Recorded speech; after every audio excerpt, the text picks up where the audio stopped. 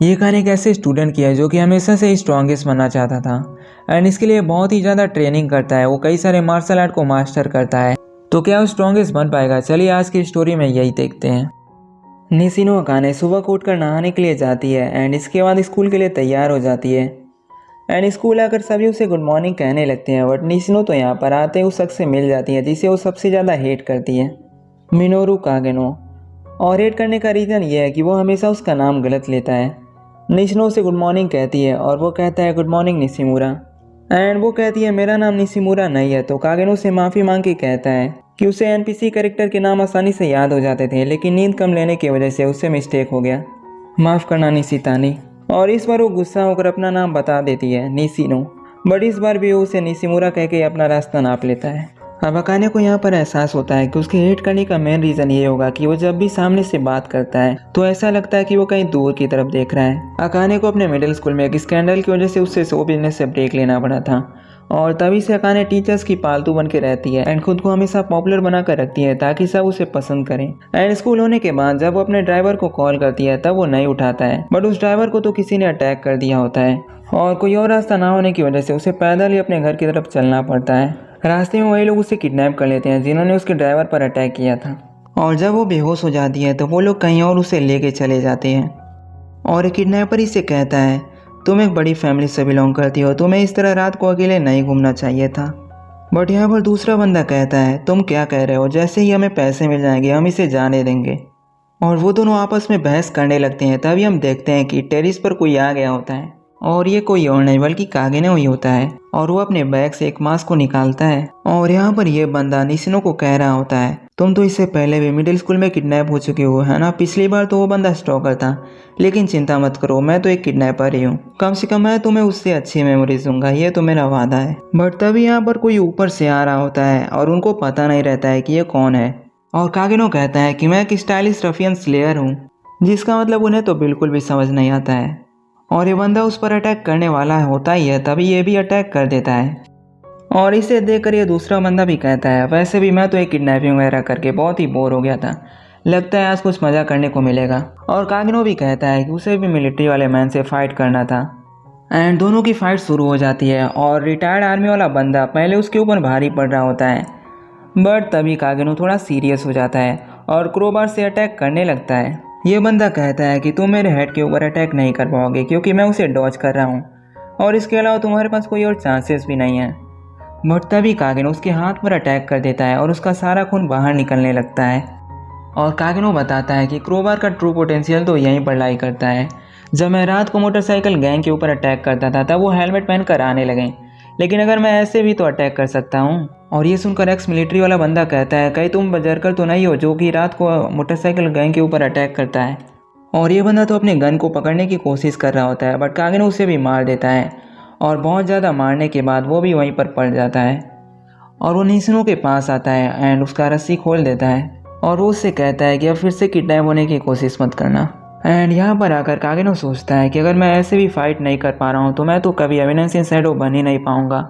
And इसके बाद निशिनो बताती है कि उसके डैड ने किसी तरह इस इंसिडेंट को हैंडल कर लिया और किसी को इसके बारे में पता भी नहीं चला। बट निशिनो को पता नहीं चला कि उसे किसने बचाया था। अगले दिन वो फिर से स्कूल नॉर्मली जाती है एंड सभी उसे गुड मॉर्निंग कहते हैं। बट यहाँ पर हैरान करने वाली बात यह है कि कागेनो भी उसका नाम सही से लेता है एंड इस बार वो उसके सामने देखकर बात कर रहा होता है, जो देखकर बहुत ही हैरान हो जाती है। और निशिनो को रियलाइज होता है कि कागेनो भी उसकी तरह एक मास्क पहन के ज़िंदगी जीता है, बट इसके बारे में अब तो वो जान नहीं पाएगी क्योंकि अभी हम टीवी पर देखते हैं कि यहाँ पर कागेनो की डेथ हो चुकी है और वो भी ड्रग्स से। और पुलिस को इन्वेस्टिगेशन करके पता चला कि यहाँ पर ड्राइवर की गलती थी जो कि रोड पर देख कर नहीं चला रहा था। एंड इसके बाद हमें कागेनो के पास के बारे में दिखाया जाता है और वो कहता है मुझे ये पता नहीं कि ये कब शुरू हुआ, बट जब बच्चे छोटे होते हैं तो उनके पास ड्रीम होता है कि उन्हें हीरो बनना होता है। और मेरे पास भी ऐसा ड्रीम था, लेकिन मेरे और दूसरे बच्चों में फ़र्क यह था कि वो बड़े होते गए और उनके सपने दूर होते गए, बट मेरे साथ तो ऐसा बिल्कुल नहीं था। मैंने हर स्किल को मास्टर किया ताकि मैं स्ट्रांग बन सकूं। लोगों की नज़र में मैं तो ऐसा ही नॉर्मल स्टूडेंट था, लेकिन उन्हें क्या पता मास्क के पीछे मैंने अपना सब कुछ ट्राई किया है। चाहे दूसरे लोग भले ही अपने ड्रीम को छोड़ते जाएं, लेकिन मैं तो ऐसा कभी नहीं करने वाला था। मैं अपना काम करते गया, लेकिन आखिर में आकर मुझे रियलिटी को फेस करना ही पड़ा। भले ही मैं अपना सारा कुछ कर दूँ, मैं अपनी सारी ट्रेनिंग लगा दूँ, लेकिन मैं स्टोरीज की तरह उतना पावरफुल तो नहीं बन पाऊँगा जैसा हम सुनते हैं। ज़्यादा से ज़्यादा क्या हो सकता है, मैं कुछ गुंडों से लड़ सकता हूँ, लेकिन तब क्या होगा जब कोई आम सोल्जर मेरे चारों तरफ घेर लेंगे। हाँ, अगर मैं सबसे ज़्यादा स्ट्रॉन्गेस्ट यहाँ का मार्शल आर्टिस्ट बन जाऊँ तब मैं शायद इन्हें हरा भी पाऊँगा। लेकिन तब क्या होगा जब आसमान से एक न्यूक्लियर मिसाइल मेरे ऊपर गिर जाएगी, तब मैं क्या उसे रोक पाऊँगा? और मुझे एक ऐसी बॉडी बनानी है जो कि कोई मिसाइल भी ब्रेक ना कर पाए। एंड तभी हम देखते हैं कि यहाँ पर होता है एक टाइम स्किप और हम देखते हैं कि ये शैडो बन चुका है। और पीछे से इसके ऑर्गेनाइजेशन शैडो गार्डन के मेंबर कहते हैं हमने उनको पकड़ लिया है, अब वो कहीं और नहीं भाग पाएंगे। और दूसरे लोग कहते हैं कि आप तो बहुत ही होनहार हो, आपने जैसा प्लान बनाया था सब कुछ वैसा ही चल रहा है। और यहाँ पर ये तो अपने हंट के लिए तैयार होती है। और कागिनो कहता है ये तो बहुत ही अच्छा है, मुझे ये नहीं पता कि इसमें अच्छा क्या है, लेकिन ये अच्छा ज़रूर है। मुझे यहाँ पर नई लाइफ मिली है और वो भी नए दुनिया में। और यहाँ पर कागिनो कह रहा होता है इस बार तो मैं अपने गोल को हासिल करके ही रहूँगा, चाहे मुझे सब कुछ त्यागना ही क्यों ना पड़े। नहीं नहीं, इस बार मैं अपने गोल को हासिल करना ही चाहता हूँ, इसलिए मैं सब कुछ ज़रूर से त्याग दूंगा। मैं नहीं चाहता कि मैं यहाँ का हीरो या फिर कोई लास्ट बॉस बनूँ। मैं तो बस वो बंदा बनना चाहता हूँ जो कि शैडो के पीछे छुपकर सारा काम करता है। मैं एमिनेंस शैडो बन के ही रहूँगा। और फिर नेक्स्ट एपिसोड में कागिनो कह रहा होता है मुझे नहीं पता ये शुरू कब हुआ था, लेकिन मैं तो ये ज़रूर करना चाहता हूँ। और तभी पीछे से अल्फा कहती है तूने जैसा कहा था वैसा ही सही है, हमें पता चला है कि यहाँ पर एक कल्ट ऑफ डियाब्लोस है। कागिनो के डेथ के बाद उसका रीइंकार्नेशन होता है बैरन कागिनो फैमिली के अंदर, जिसका नाम ये लोग रखते हैं सीड कागिनो। और उसे पता चलता है कि एयर में तो अब मैजिक भी फ्लो कर रहा है। कागिनो फैमिली के अंदर तो मैजिक नाइट्स बनते हैं जो कि अपने एबिलिटीज़ को इन्हेंस कर सकते हैं मैजिक का यूज़ करके। फैमिली को लगता है कि इसके बिग सिस्टर क्लियर कागिनो तो बहुत ही टैलेंटेड है और वहीं सीड बहुत ही डम्ब है, बट ऐसा बिल्कुल नहीं है। जब सीड कागिनो रात में शैडो बन के घूमता है तब वो बहुत सारे लोगों को मारता है एंड उनका पैसा हथिया लेता है। हाँ, वो बात अलग है, जिनको वो मारता है वो पहले से ही चोर लुटेरे होते हैं। एंड सीड कागिनो को कुछ मैजिकल क्रिएचर्स मिलते हैं जो कि पोजेस होते हैं अपने मैजिकल ओवरलोड की वजह से। बट सीड कागिनो तो इनका यूज करने का सोचता है और यूज करते करते उसे पता भी नहीं चलता है कि वो लोग कैसे ठीक भी हो जाते हैं। 1 महीने के अंदर वो उसको ठीक भी कर देता है एंड पता चलता है कि ये तो एक एल्फ है जो कि अपने पहले वाले फॉर्म में वापस भी आ जाती है और वो उन सबको एक बनावटी स्टोरी सुना देता है। सीड कहता है कि उसने एक कर्ज को तोड़ दिया है जो कि हीरो के डिसेंडेंट्स के पास होता है। वो उसको एक फिक्शनल बुक दिखाता है और कहता है कि 3 हीरोज़ ने मिलकर डियाब्लोस को हराया था और एक असली घटना है। और जब वो डीमन की मौत होने वाली थी तभी उसने कर्ज को दूसरों के ऊपर लगा दिया था। और डियाब्लोस का कल्ट का काम है कि डियाब्लोस को वापस से जिंदा करना। और वो बताता है कि ज़्यादातर लोग तो डियाब्लोस के बारे में भूल ही गए हैं, लेकिन सीड तो शैडोज में काम करता है और उन सब के अगेंस्ट में है। सीड अपना नाम शैडो बताता है और कहता है कि वो उनके अगेंस्ट में है तो क्या वो भी उसके साथ काम करना चाहेगी। और वो कहती है कि हमें और भी हीरो के डिसेंडेंट्स को खोजना चाहिए और अपने ऑर्गेनाइजेशन को बड़ा करना चाहिए ताकि हम लोग उन्हें हरा सकें। और सीड अपने ऑर्गेनाइजेशन का नाम शैडो गार्डियन रखता है और उस लड़की का नाम अल्फा। अब इसके बाद 13 साल बीत जाते हैं और यहाँ पर सीड प्रैक्टिस कर रहा होता है अपने बड़ी बहन क्लेयर कागिनो के साथ। और भले ही सीड उसे आसानी से हरा सकता है, लेकिन उसके सामने तो बहुत ही कमज़ोर होने का एक्ट करता है। और उसकी बड़ी बहन तो अब 15 साल की हो गई है और ऐसे ही स्पर नोबल्स के लोग तो इनकार एकेडमी को अटेंड करते हैं डार्क नाइट्स बनने के लिए। बट जिस दिन उसे अपने एकेडमी के लिए जाना होता है उस दिन वो गायब हो जाती है और उसका रूम भी तहस नहस होता है और उनको पता नहीं चलता है कि आखिर हुआ क्या है। इन्हीं 3 सालों के अंदर अल्फा ने तो काफ़ी सारे मेंबर्स को खोज लिया है और उन्हीं में से एक है बीटा। सीड उससे पूछता है कि अल्फा कहाँ पर है और वो बताती है कि वो तो क्लेयर को खोज रही है। यहाँ पर सीड अपना हाई IQ लगा के कहता है क्लेयर को ज़रूर किसी हाई रैंकिंग मेंबर ने किडनैप किया होगा जो कि डियाब्लोस के कल्ट से ही बिलोंग करता होगा, क्योंकि उन्हें लगा होगा कि वो भी हीरो के डिसेंडेंट हैं। और यहाँ पर बीटा कहती है कि हमारे पास मैप है उनके कई सारे हाइड आउट्स हैं, बट हमें ये नहीं पता कि उन्होंने क्लियर को कहाँ पे रखा है। और सीड यहाँ पर अंदाज़ा लगाकर ऐसे ही फेंक देता है, बट जहाँ पर वो फेंकता है वहाँ पर वो कोई हाइड आउट ही नहीं होता है और कहता है कि ये हाइड आउट तो नहीं है, लेकिन यहाँ पर ज़रूर हमें क्लियर मिल जाएगी। और बीटा कहती है ये सारे जितने भी हाइड आउट्स थे ये तो बस दिखाने के लिए थे, असल में उन्होंने इसको यहाँ पर छुपा के रखा है। यहाँ पर हाइड आउट वाली जगह पर क्लेयर को विस्काउंट ग्रीस ने पकड़ के यहाँ पर बांधा होता है। वो उसके फादर की तारीफ करता है कि उसने सही से सिखाया है कि कैसे फाइट करते हैं, लेकिन क्लेयर कहती है कि वो उसके फादर से नहीं बल्कि अपने ब्रदर से सीखी है। ग्रीस उसे कहता है क्या तुम्हारे ब्रदर ने तुमको हील किया था जब तुम्हें पोजेशन के साइंस आने लगे थे? और वो तो ये मना कर देती है, पर ये कहता है जो भी हो हमें एक बार चेक तो करना ही पड़ेगा तुम्हारे ब्रदर के ऊपर। और ये सुनकर क्लेयर बहुत ही गुस्सा हो जाती है और कहती है मेरे ब्रदर से दूर रहना। और वो उसके चेन को भी तोड़ के कहती है अगर तुम उसके पास गए तो तुम्हें जिंदा मार दूंगी। ग्रीस तो उसे नीचे गिरा देता है और तभी एक बंदा आकर कहता है कि वहाँ पर कुछ लोग आए हुए हैं और शैडो गार्डन के मेंबर्स तो उन्हें ऐसे काट देते हैं जैसे कि कोई आलू हो। यहाँ पर अल्फा कहती है कि वो लोग शैडो गार्डन के मेंबर्स हैं एंड उनका काम है डियाब्लो स्कल को खत्म करना। ग्रीस तो यहाँ पर आंख बबूला होकर कहता है तुम्हें उसके बारे में कैसे पता है, तुमने इसका नाम कहाँ से सुना है। और वो अल्फा के ऊपर अटैक कर देता है बट अल्फा तो उसे आसानी से ब्लॉक कर देती है और उसे मारती भी है। और यहाँ पर अल्फा कहती है चिंता मत करो, हम तुम्हें तुरंत नहीं मारेंगे क्योंकि हमें इन्फॉर्मेशन भी तो चाहिए। और ये अपनी परिस्थिति को समझकर एक पिल को लेता है जिससे उसकी शक्ति बहुत ही ज़्यादा बढ़ जाती है और वो उसे पीछे धक्का देकर नीचे तोड़कर भाग जाता है। अल्फा कहती है चिंता की कोई बात नहीं है, शैडो उसे पहले ही पकड़ रहा है। बट शैडो तो यहाँ खुद ही खो गया होता है और सोच रहा होता है कि यहाँ पर लड़कियाँ कहाँ पे गईं।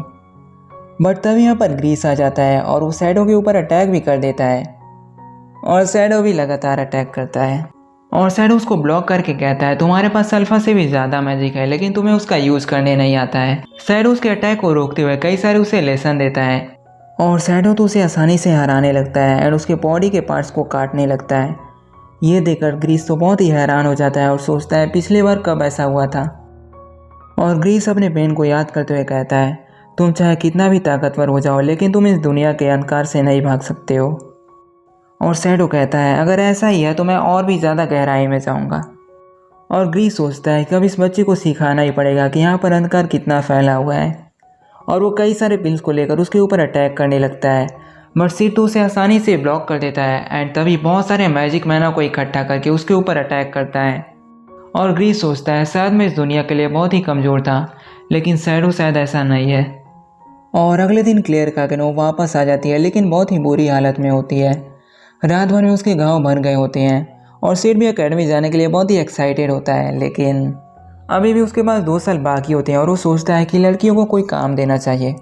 बट तभी अल्फा और सब लोग आकर उसे कहते हैं कि अब उन्हें जाना है और सिड सोचता है हाँ एक दिन उन्हें जाना ही था, मुझे पता था ये लोग कब तक मेरे साथ बच्चों की तरह खेलते रहेंगे। और अल्फा उसे कहती है कि डियाब्लो स्कल बहुत ही बड़ी ऑर्गेनाइजेशन है, अगर हम सच में उन्हें हराना चाहते हैं तो हमें अपनी टीम को बड़ा करना पड़ेगा और इसके लिए हमें अलग अलग रास्ते चले जाना चाहिए। और सिड समझ जाता है कि वो लोग अब इस गेम को खेलकर बहुत ही बोर हो गए हैं। और जब सिड 15 साल का होता है तो वो भी उसी एकेडमी में एनरोल करा लेता है मिडगार किंगडम के, जहाँ पर उसकी सिस्टर भी पढ़ती है। और यहाँ पर अभी 7 महीने बीत गए हैं और सिड तो यहाँ पर अच्छे से ढल चुका है एज अ बैकग्राउंड कैरेक्टर और उसके साथ कुछ नॉर्मल दोस्त भी हैं स्केल और पो। और स्केल और पो उसे याद दिलाते हैं कि तुमने यहाँ पर सबसे लो स्कोर किया है इसलिए तुम्हें जाकर सबसे पॉपुलर गर्ल को कन्फेस करना पड़ेगा और उसका रिजेक्शन झेलना पड़ेगा। बट सिड तो यहाँ पर अपने बैकग्राउंड कैरेक्टर वाले ट्रिक्स को ट्राई करने के लिए बहुत ही एक्साइटेड होता है। और शाम के साइड पर सिड पूरा एकदम लड़खड़ाते हुए बोल रहा होता है, अपना कन्फेशन कर रहा होता है और वो सोचता है अरे वाह अब ये मुझे रिजेक्ट करने वाली है। बट वो तो उसे एक्सेप्ट कर लेती है और ये देखकर सभी शौक हो जाते हैं बट सबसे ज़्यादा शौक तो सिड होता है। और ये होने के बाद भी कई सारे रिवर्स फैलने लगते हैं कि सिड कौन है और वो कैसा दिखता है, उसके बारे में कैसी खास बातें हैं। और यहाँ पर स्केल और वो कह रहे होते हैं अगर तुम्हारे साथ ऐसा हो सकता है तो हमारा भी चांस था।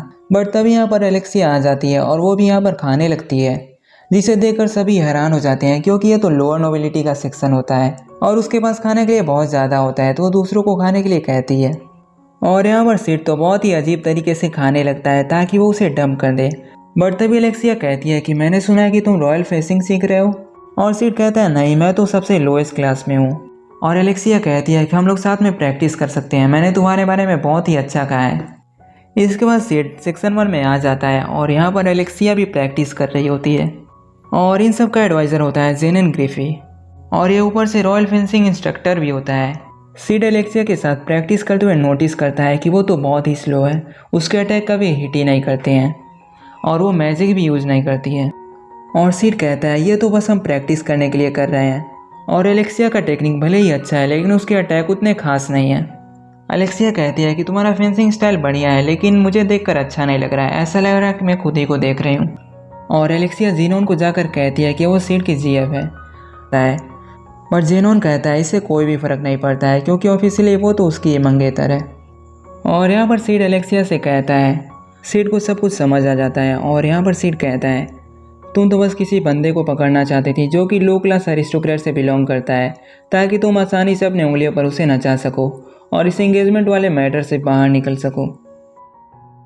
और सिड कहता है कि मुझे तुम्हारे मैटर में नहीं पड़ना है, मुझे इससे बाहर ही रखो। और एलेक्सिया कहती है ये तो तुम खुद ही बहुत ही बड़ी बात कर रहे हो, जो कि खुद ही फेक कन्फेशन करके आया है। सोचो क्या होगा अगर स्टूडेंट बॉडी को इसके बारे में पता चलेगा। तुम्हें बस ये एक तब तक करना है जब तक ज़ेनॉन ये छोड़ ना दे। और एलेक्सिया तो एक सोने का सिक्का फेंकती है। और सिड कहता है तुम्हें क्या लगता है मैं किस तरह का बंदा हूँ जो मैं पैसों से खरीदे जा सकता हूँ। और एलेक्सिया कहती है हाँ तुम ऐसे ही लगते हो। और सिड कहता है हाँ सही कहा। और सिड तो पैसों के लिए पालतू कुत्ता भी बनने के लिए तैयार होता है, क्योंकि उसके पेरेंट्स से जो उसे पैसे मिलते हैं वो उसके एमिनेंस इन शैडो कोऑपरेशन को मैनेज करने के लिए सही नहीं है। और सिड सोचता है ये अच्छी बात है कि लोगों को नहीं जानना है कि मैं कौन हूँ, मैं तो बस बैकग्राउंड कैरेक्टर बन के रहना चाहता हूँ। और वो एलेक्सिया से पूछता है कि ज़ेनॉन के बारे में बुराई क्या है, वो तो अच्छा लगता है। और एलेक्सिया कहती है कि वो तो बस दिखावा करता है कि वो बहुत ही अच्छा है, लेकिन मैं तो लोगों को उनकी गलतियों से जज करती हूँ। लेकिन देखने से ऐसा लगता है कि ज़ेनॉन के पास तो कोई भी फ्लॉ ही नहीं है। और जाते समय एलेक्सिया कह रही होती है कि मुझे तो अपने सिस्टर जैसा बढ़िया बनना था, मैं उनकी तरह स्ट्रांग बनना चाहती थी, लेकिन मुझे अपनी फेंसिंग बिल्कुल भी पसंद नहीं है। और एलेक्सिया कहती है कि लोग मुझे द फेंसिंग ऑर्डिनेयर कहते हैं क्योंकि मेरी फेंसिंग तो बहुत ही ऑर्डिनरी है और तुम्हारी भी फेंसिंग वैसे ही है। ये तो बहुत दुख वाली बात है। और सिड कहता है मुझे इसमें कोई प्रॉब्लम नहीं लगता है, ये तो बहुत ही अच्छी फेंसिंग है। एलेक्सिया कहती है कि उसकी सिस्टर ने भी ऐसा ही कहा था जब वो बुनसिन फेस्टिवल में हार गई। और सिड कहता है कि मैं कोई अच्छा बंदा नहीं हूँ, अगर दुनिया के किसी कोने में बहुत सारे लाखों लोगों की डेथ भी होती है तो मुझे इससे कोई फ़र्क नहीं पड़ेगा, लेकिन हो सकता है कि उन्हें जिस चीज़ में कोई भी वर्थ नहीं दिखती हो मुझे वो चीज़ करने में बहुत ही अच्छा लगता हो, और इसलिए मुझे तुम्हारा फेंसिंग स्टाइल बहुत ही अच्छा लगता है। तभी एलेक्सिया अपना तलवार निकल कर कहती है तुम कहना क्या चाहते हो। और सिड कहता है कि मैं तो बस यही कहना चाहता हूँ, अगर मुझे कोई चीज़ पसंद है और लोग उसका मजाक उड़ा रहे हैं तो मुझे गुस्सा आएगा ही। और तभी ट्रेन रुक जाती है और एलेक्सिया उसे गुड बाय कहकर चली जाती है। और सिड कहता है लगता है यहाँ पर अनवांटेड रिलेशनशिप आखिर में ख़त्म हो ही गया। स्कूल में वापस आते हैं उसके दोस्त केलन पो उससे माफ़ी मांगते हैं क्योंकि उन्होंने सब एलेक्सिया को बता दिया होता है। और वो सिड से पूछते हैं कि तुम उसके साथ कहाँ तक गए। और सिड कहता है कि मैं तो कहीं भी नहीं गया।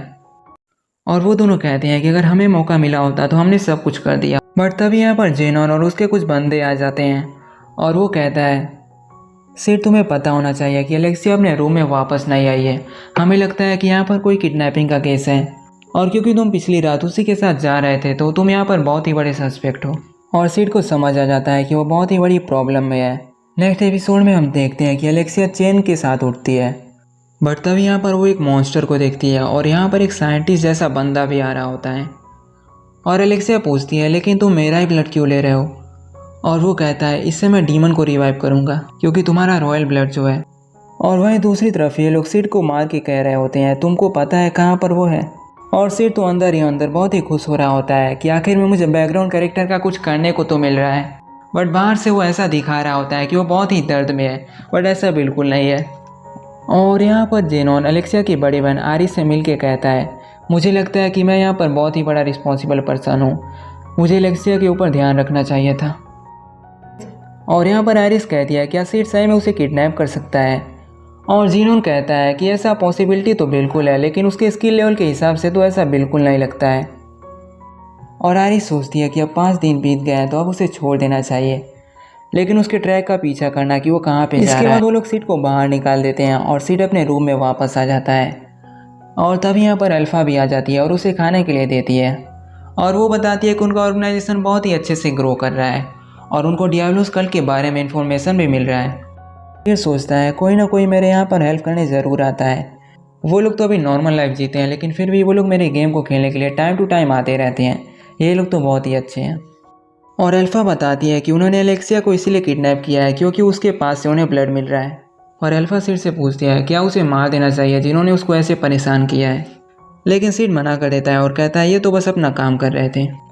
और अल्फ़ा जाते जाते कहती है कि डेल्टा यहाँ पर है और वो तो उसे बहुत ही मिस कर रही थी।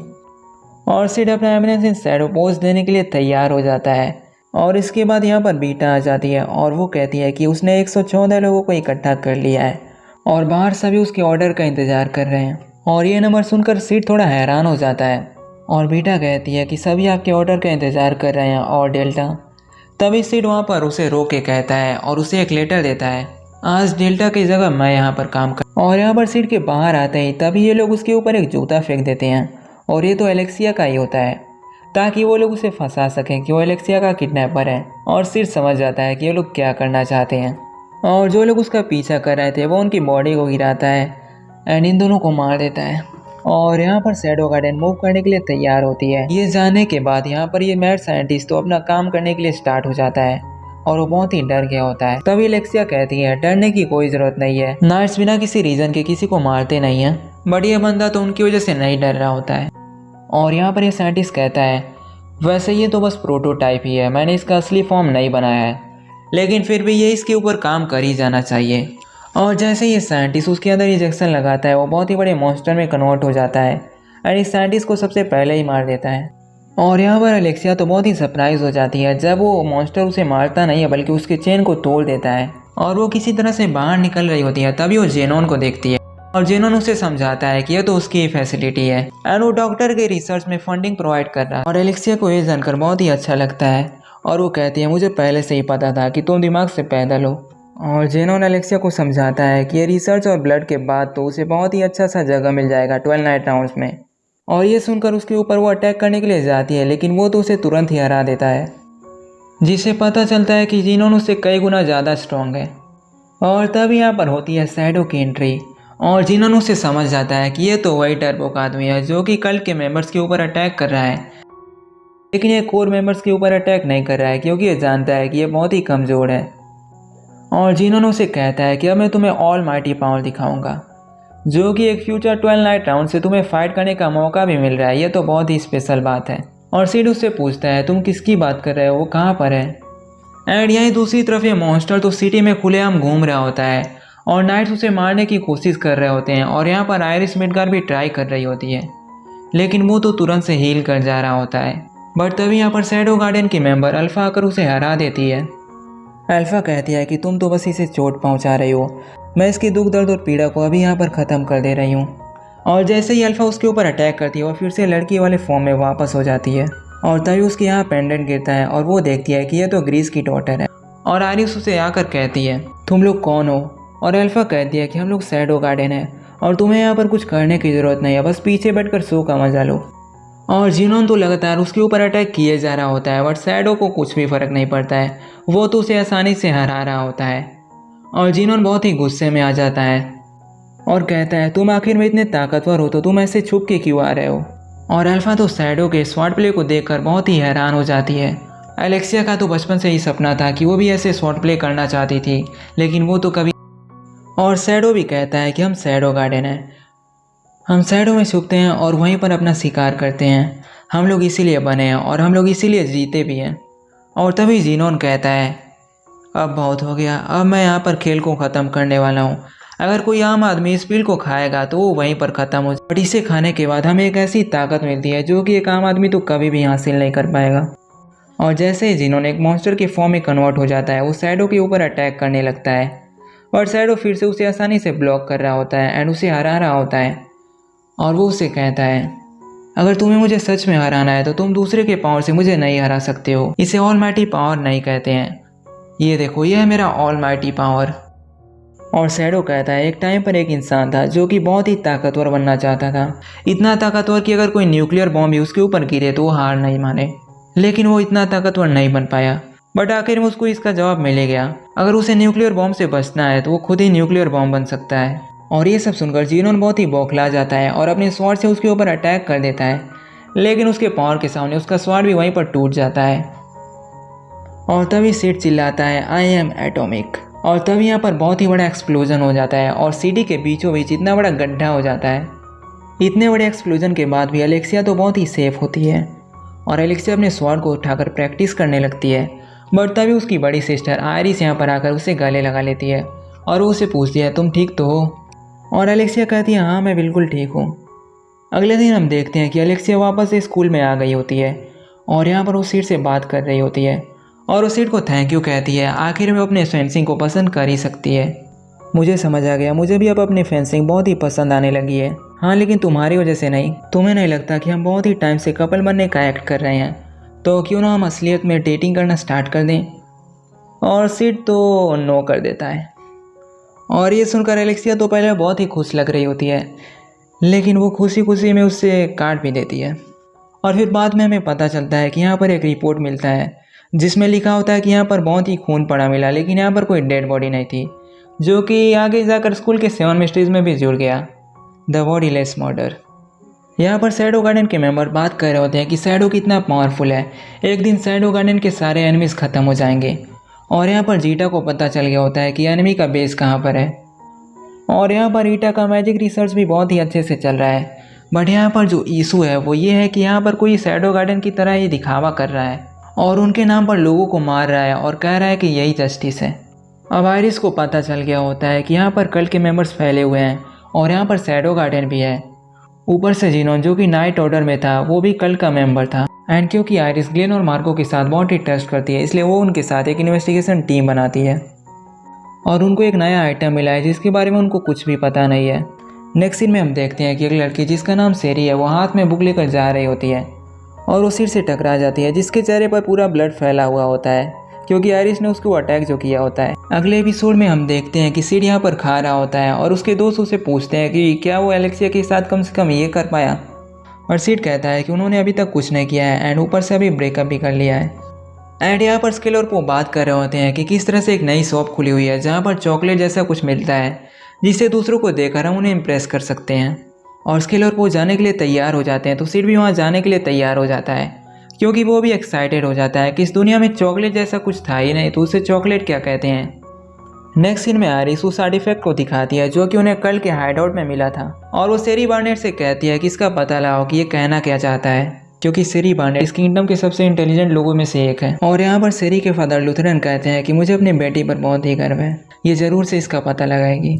और आयरिस कहती है ये रहा क्रिम्सन ऑर्डर, ये इसके ऊपर देख रेख करेगा, ये नया नाइट ऑर्डर है जो कि मैंने खुद ही बनाया है। और यहाँ पर एलेक्सिया आयरिस की मदद करने के लिए कहती है तो वो भी तैयार हो जाती है।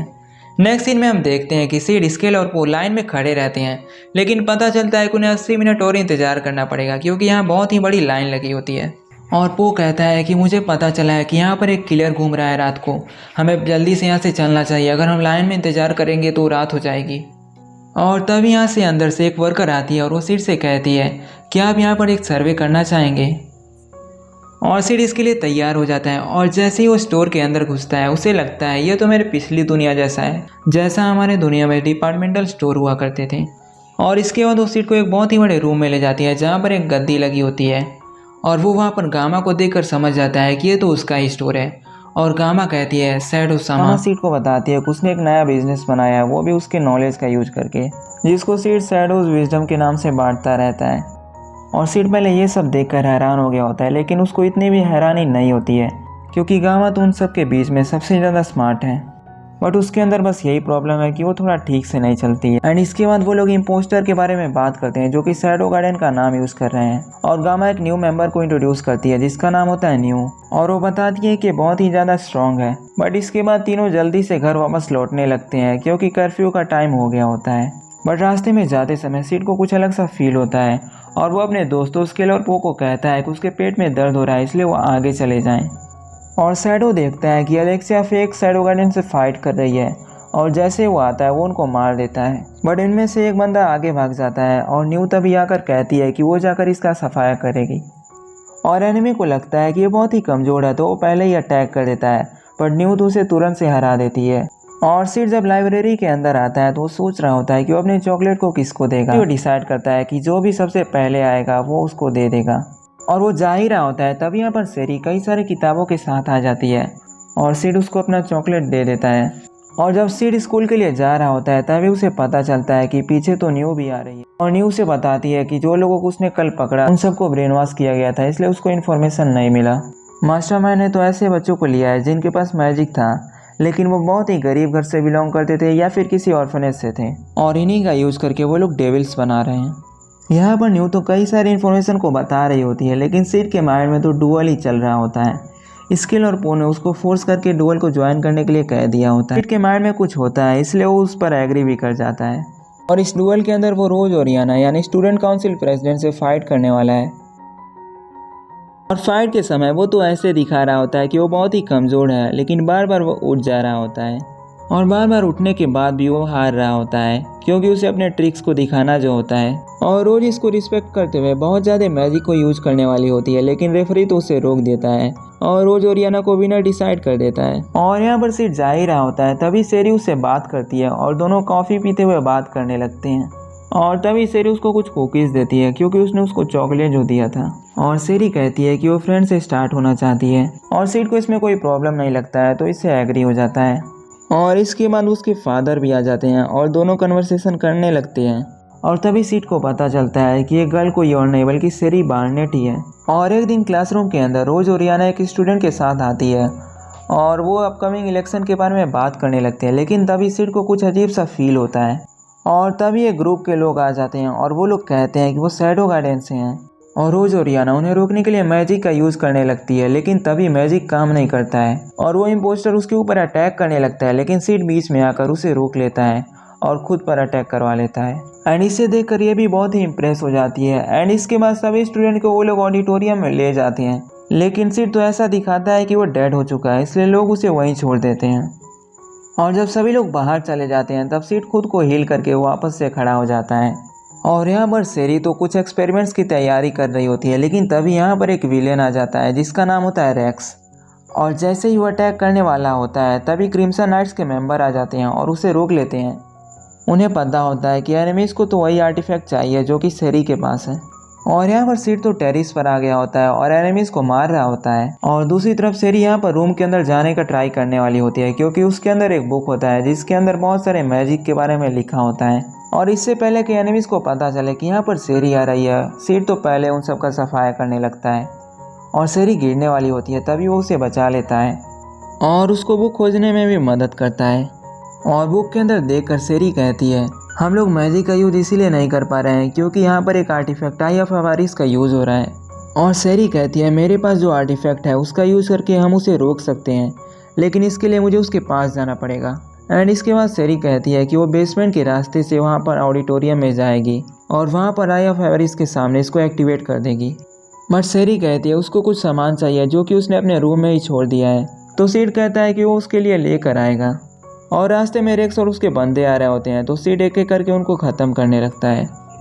और भले ही रेक्स अपने स्ट्रॉन्गेस्ट मैजिक का यूज़ कर रहा होता है, लेकिन सीट तो उसे आसानी से हरा रहा होता है और वो उसको एक रूम के अंदर फेंक देता है जहाँ पर उसके सभी कॉमरेड्स मारे गए होते हैं। और जैसे ही वो मुड़ता है सीट उसको भी मार देता है। और दूसरी ओर हम देखते हैं कि न्यू भी ग्लेन और मार्को की डेड बॉडी को देखती है जिनको वो पहले से ही जानती थी। और जब सीट रूम के अंदर आता है तो न्यू उसको रिपोर्ट देती है कि शैडो गार्डन के सभी मेंबर्स यहाँ पर आ गए हैं, वो तो बस उसके ऑर्डर का ही इंतज़ार कर रहे हैं। और सीट को जो चाहिए होता है वो उसको बता देता है और न्यू से खोज कर दे देती है। और जब ये सभी चीज़ें वो ले लेता है वो सेरी के पास वापस आ जाता है। और दूसरी ओर आयरिस मिडगर्ल तो यहाँ पर सबको बचाने का ट्राई कर रही होती है, लेकिन मैजिक बंद होने की वजह से वो वहाँ पर कुछ कर भी नहीं सकती। और न्यू तो ऑडिटोरियम में सबके बीच में जाकर बैठ जाती है ताकि वो लोगों को सिग्नल दे सके कि वहाँ पर कब अटैक करना है। और सेरी यहाँ पर इस आर्टिफैक्ट को एक्टिवेट कर ही देती है और वो बेसमेंट के रास्ते से यहाँ पर आ रही होती है। और इधर शैडो गार्डन का इम्पोस्टर तो सोच रहा होता है कि रेक्स अभी तक आया क्यों नहीं। बट यहाँ पर सभी स्टूडेंट बहुत ही हैरान हो जाते हैं जब एनिमीज तो स्टूडेंट को एक एक करके मारने लगते हैं। और जैसे ही सेरी उस आर्टिफैक्ट को लेके यहाँ पर पहुँचती है, रोज ओरियानो को पता चलता है कि मैजिक तो अब काम करने लगा है और वो तुरंत से एनिमीज के ऊपर अटैक करने लगती है और वो दूसरे स्टूडेंट को भी ऐसा ही करने के लिए कहती है। और स्टूडेंट भी उसके ऑर्डर को मानने लगते हैं और सबको मारने लगते हैं। बट तभी एनिमी का लीडर कहता है कि स्टूडेंट को मार दो, और वो जैसे स्टूडेंट को मारना शुरू कर देते हैं तभी शैडो गार्डन यहाँ पर आ जाते हैं और shadow garden fake shadow garden पर अटैक करने लगती है। और रोज ओरियाना इस मौके का फ़ायदा उठाकर बाहर जाने के लिए कहती है। बट सेरी यहाँ पर नोटिस करती है कि यहाँ पर कोई गैस लीक हो रहा होता है और देखते ही देखते यहाँ पर आग फैल जाता है। और सेरी तो पहले अपने फादर को खोज रही होती है, लेकिन वो तो कहीं दिख ही नहीं रहा होता है। ऊपर गामा और दूसरे मेंबर देख रहे होते हैं कि दूसरे स्कूल बिल्डिंग में भी आग लग गई होती है और ये काम किसी और का नहीं बल्कि फेक शैडो गार्डन के लीडर का होता है। इसके बाद आरिस और उसके ग्रुप वाले अंदर आ जाते हैं और रोज ओरियाना उसे बताती है कि यहाँ पर 2 शैडो गार्डन थे। यहाँ पर शैडो गार्डन ने अपने एनिमीज को मार दिया होता है और जो उन्हें चाहिए होता है वो भी मिल चुका होता है, बट उनका लीडर तो अभी भी मरा नहीं होता है। वो तो उसी का इंतजार कर रहे होते हैं कि शैडो कब उन्हें मार देगा। और यहाँ पर हम देखते हैं कि एनिमी का लीडर तो बुक्स को आग लगा रहा होता है और यहाँ पर तभी सीड आता है और उसको पहले से पता होता है कि ये कोई और नहीं बल्कि असिस्टेंट प्रिंसिपल है और सेरी का फादर भी, लूथरन बार्नेट। और वो सीड को अपने पास्ट के बारे में बताने लगता है कि किस तरह वो सेरी के मदर से मिला था, जो कि बहुत ही बढ़िया रिसर्चर थी। और जब सेरी की मदर को आई ऑफ एवरिस आर्टिफैक्ट मिला तो वो गवर्नमेंट को वापस देने जा रही थी, क्योंकि वो बहुत ही ज़्यादा खतरनाक था, जो कि मुझे बिल्कुल भी पसंद नहीं आया। मैंने उसको तभी मार दिया, जिसके बारे में सेरी को पता ही नहीं चला, और वो उसको बेवकूफ़ बना के उसका ही फादर बन गया। और इसके बाद दोनों फाइट करते हैं और सीड दिखाता है कि वो ऐसे ही हार गया। बट तभी शैडो वहाँ पर आता है और वो उसे आसानी से मार देता है। बट असिस्टेंट प्रिंसिपल कहता है कि उसने सारे इंतजाम पहले से ही कर दिए। बट शैडो कहता है उससे इसे कोई फर्क नहीं पड़ता है, जो दुनिया को समझना है वो समझने दो। और वो कहता है शैडो गार्डन कभी सही या गलत रास्ते पर थी ही नहीं, उसे जो चाहिए होता है वो लेकर रहती है। और वो तो लूथरन को उसी तरह मार देता है जिस तरह लूथरन ने सेरी की मदर को मारा था। और शैडो उसको मार के जा ही रहा होता है, तब यहाँ पर सेरी आ जाती है और वो देखती है कि शैडो ने उसके फादर को मार दिया है। बट शैडो सोचता है कि उसे बताने की कोई ज़रूरत नहीं है। और सिड यहाँ पर आराम से चल रहा होता है, क्योंकि उसे स्कूल से छुट्टी मिली होती है, क्योंकि उनका स्कूल तो पहले से ही तबाह हो चुका होता है। तब यहाँ पर सेरी आती है और वो सिड को थैंक यू कहती है और कहती है कि वो वहाँ से जाने वाली है और आगे पढ़ाई करने के लिए उसको कहीं और जाना पड़ेगा। और इन वेकेशन की वजह से सभी बच्चे अपने घर पे वापस चले गए होते हैं, और क्योंकि सिड के पास कोई प्लान नहीं होता है, इसलिए वो अपने रूम में छुप के बैठा होता है ताकि वो अपनी बड़ी बहन से बच सके। और यहाँ पर सिड को एक लेटर मिलता है अल्फा की तरफ से, जिसमें लिखा होता है कि उनका नेक्स्ट मिशन सेक्रेड लैंड में है। और नेक्स्ट सीन में हम देखते हैं कि बीटा और एप्सिलॉन आपस में आर्ग्यू कर रहे होते हैं कि सिड किसको ज़्यादा नोटिस करता है। और ये लोग आपस में बहस कर ही रहे होते हैं, तभी यहाँ पर न्यू आती है और वो कहती है कि अल्फा ने कुछ मिशन को असाइन किया है। और यहाँ पर अलेक्सिया और आरिस तो शॉपिंग करने के लिए आए होते हैं, क्योंकि अलेक्सिया तो सेक्रेड लैंड में जाने वाली है, इसलिए उसे पहनने के लिए कुछ चाहिए। और सिड भी सेक्रेड लैंड जाने लगता है, लेकिन रोज भी उसके साथ आ जाती है। और सिड सोचता है मुझे ये सब करने की ज़रूरत नहीं है, मैं चाहूँ तो अंधेरे का इंतजार कर सकता हूँ, और जैसे ही अंधेरा होगा मैं तो बहुत ही तेज़ी से दौड़ के वहाँ पर पहुँच सकता हूँ।